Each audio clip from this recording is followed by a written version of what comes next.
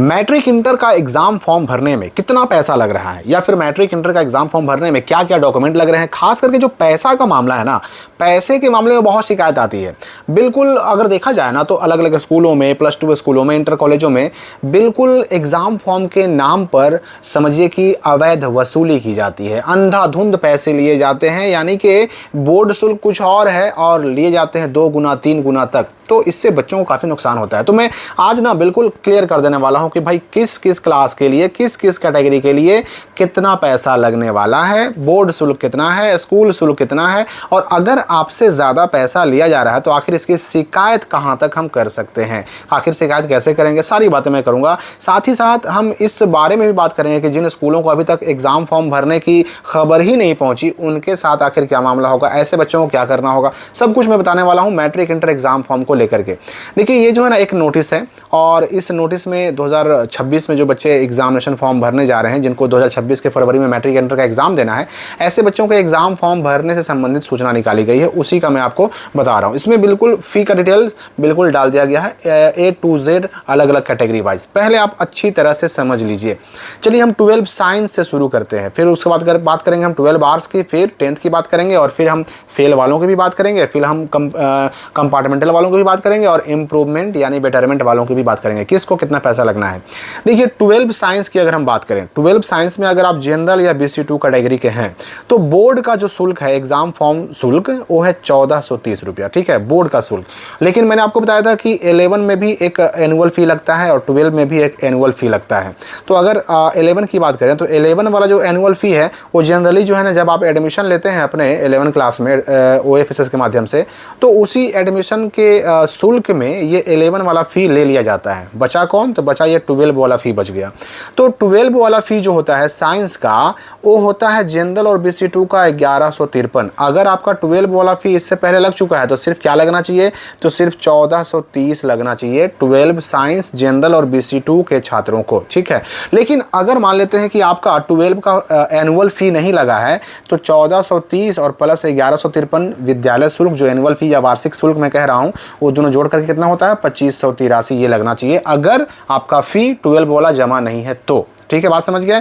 अब BC1 वालों की बात करें तो BC1 वालों का जो है ना एग्जाम फॉर्म फी है 1170, और विद्यालय शुल्क कितना है, तो 1153 है। तो अगर आपका विद्यालय शुल्क जमा है तो केवल यही देना होगा, 1170 देना होगा, और अगर नहीं जमा है तो फिर दोनों जोड़ करके 2323 देना होगा, ठीक है। मैं आपको बता दूं कि ये जो विद्यालय शुल्क मैं दिखा रहा हूँ ना आपको, ये पूरे बिहार के सभी +2 स्कूलों, सरकारी +2 स्कूलों का विद्यालय शुल्क यही होता है, ठीक है। एक बात आप समझ लीजिए। तो ये हो गया BC1 का। अब SC और ST दोनों की बात करें तो 1170 हो गया इनका क्या, तो एग्जाम फॉर्म शुल्क, क्योंकि 260 रुपये जो है ना एग्जाम फॉर्म में माफ होता है इंटर में, ठीक है, 260 रुपये, ठीक है। तो 1170 हो गया बोर्ड का एग्जाम फॉर्म शुल्क, और 713 हो गया SC ST का विद्यालय शुल्क, और दोनों जोड़कर होते हैं 1883।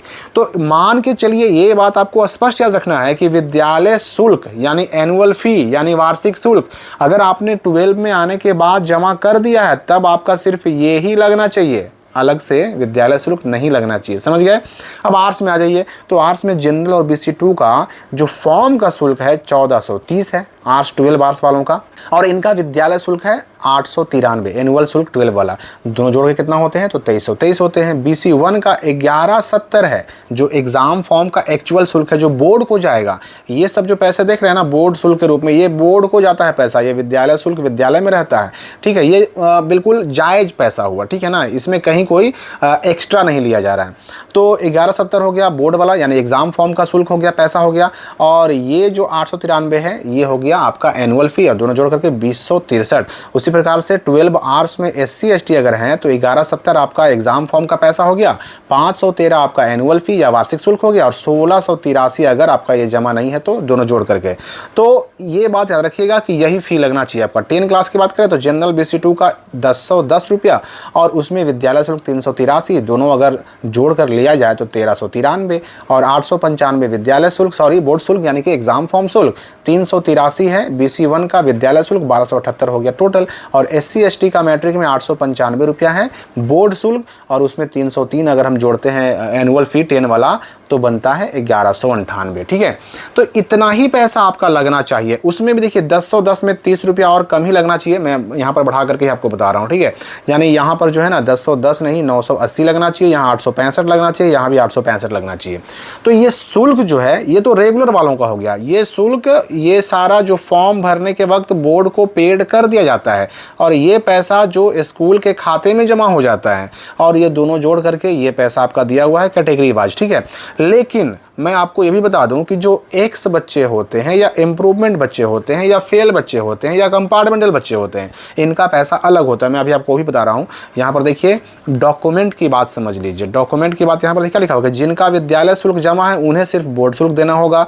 मैट्रिक इंटर का एग्जाम फॉर्म भरने का लास्ट डेट 3 अक्टूबर 2025 तक है। देखिए आपको नोटिफिकेशन में 5 अक्टूबर दिखाई पड़ेगा, लेकिन आपको 5 अक्टूबर नहीं मान के चलना है, क्योंकि 5 अक्टूबर ये स्कूलों को फॉर्म भरने का डेट है। आपका जो पेमेंट करने का लास्ट डेट है ना वो तो 3 तक ही है।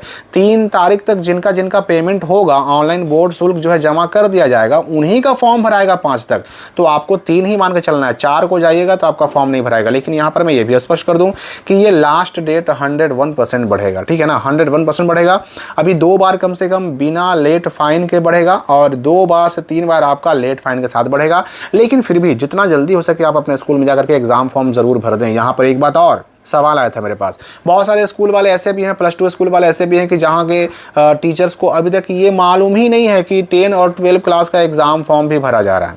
तो अब ऐसे लोगों के लिए क्या ही कहा जाए। तो मैं इतना ही कहूँगा कि आप उनको नोटिस दिखाइए। नोटिस मैंने जो है डाउनलोड करने का लिंक भी डाल दिया है कमेंट डिस्क्रिप्शन में, और साथ साथ जो स्कॉलर स्टडी का जो व्हाट्सअप चैनल है या फिर टेलीग्राम चैनल है, उस पर भी मैंने 10 और 12 दोनों का एग्ज़ाम फॉर्म का नोटिस डाल दिया है। उसको डाउनलोड करके अपने शिक्षकों को दिखाइए कि भाई सच में एग्ज़ाम फॉर्म हो गया, वरना लेट होगा, कोई अगर दिक्कत होगी तो नुकसान तो आप ही को होगा ना, स्टूडेंट को ही होगा ना। तो ये बात आपको समझनी होगी। यहाँ पर देखिए एक चीज़ और लिखा गया कि एग्जाम फॉर्म के साथ कोई भी डॉक्यूमेंट जमा करने की आवश्यकता नहीं है। क्यों नहीं है?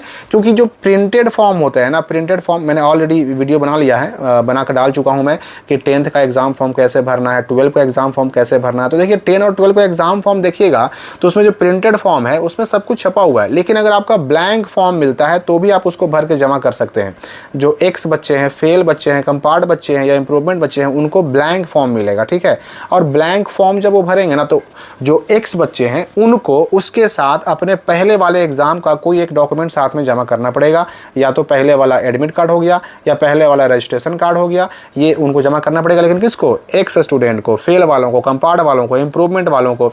जो रेगुलर बच्चे हैं उनसे कोई डॉक्यूमेंट लेने की ज़रूरत नहीं है। लेकिन अगर आपका स्कूल चाहे तो आपसे रजिस्ट्रेशन कार्ड मांग सकता है। तो रजिस्ट्रेशन कार्ड जब स्कूल वाले मांगेंगे फॉर्म भरने में तो पहले आपको देंगे भी तो, क्योंकि ओरिजिनल रजिस्ट्रेशन कार्ड भी 10-12 जारी हो चुका है, और 10-12 का जो ओरिजिनल रजिस्ट्रेशन कार्ड जारी हुआ है वो भी आपको स्कूल से ही मिलना है, +2 स्कूल से ही मिलना है। तो पहले आपको मिलेगा रजिस्ट्रेशन कार्ड, उसके बाद मिलेगा एग्जाम फॉर्म, और अगर आपसे कोई डॉक्यूमेंट मांगा जाए तो आप एग्जाम फॉर्म के साथ अपना रजिस्ट्रेशन कार्ड का फोटोकॉपी लगा दीजिए। आधार कार्ड मांगा गया तो भी लगा दीजिए। तो आधार कार्ड, रजिस्ट्रेशन कार्ड ये सब मांगा जा सकता है, इसके अलावा और किसी चीज़ की ज़रूरत नहीं है।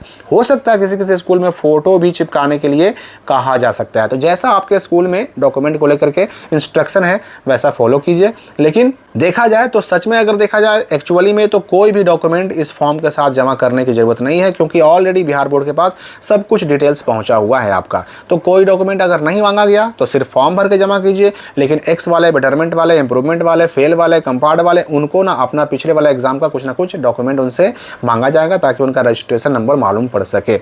अब एक सवाल हमारे सामने आ रहा था कि जिन बच्चों ने इससे पहले 12 का एग्जाम दिया कॉलेज से, कॉलेज में तो अब इंटर की पढ़ाई बंद हो गई, अब वहां से उनको इंप्रूवमेंट का एग्जाम देना है तो उनका फॉर्म कैसे भराएगा भाई?